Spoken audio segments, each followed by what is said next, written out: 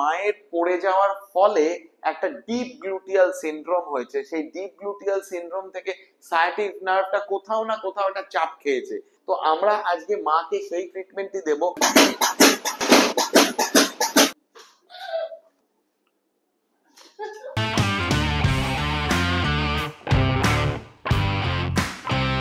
মা, আপনি মাজা ব্যথা নিয়ে এসেছেন।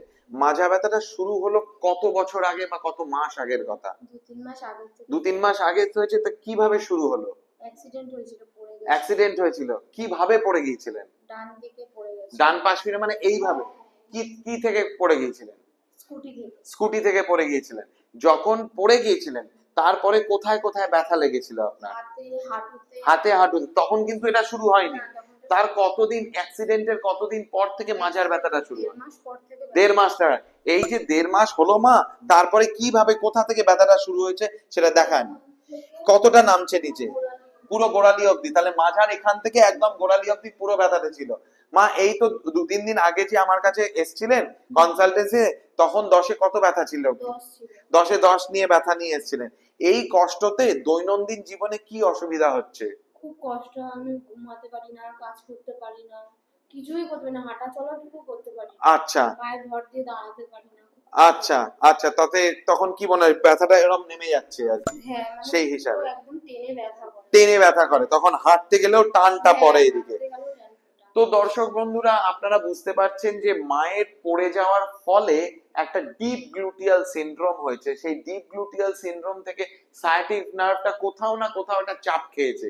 তার ফলে মায়ের ব্যথাটা একদম মাঝা থেকে পুরো ডান পায়ের হয়ে বরাবর গোড়ালি পর্যন্ত চলে যাচ্ছে। তো আমরা আজকে মাকে সেই ট্রিটমেন্টই দেব যাতে সেইখানতে অ্যালিভিয়েট করতে পারি, রিলিভ করতে পারি আমরা ওই প্রেশারটা, যেটা চাপটা ধরে আছে। তো দেখা যাক কি করে করা যায়। আপনারাও এই জার্নিতে ওনার সঙ্গে, আমাদের সঙ্গে একসঙ্গে দেখতে থাকুন।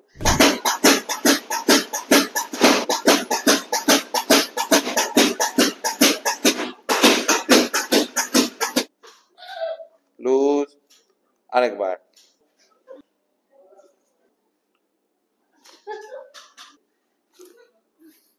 লুজ রাখুন।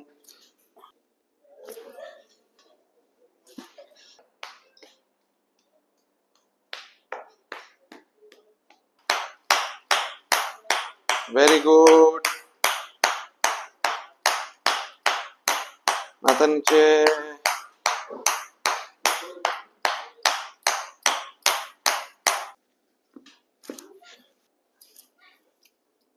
আমাদের ট্রিটমেন্ট তো মায়ের সঙ্গে শেষ, কিন্তু মাকে আগে আমরা দেখে নিই যে রিটেস্ট করে আর কোনো ব্যথা আছে কিনা। মা এখন দুটোবার হাঁটু সোজা করে পাটা সামনের দিকে ঝুঁকে ধরার চেষ্টা করবে। মা চেষ্টা করো।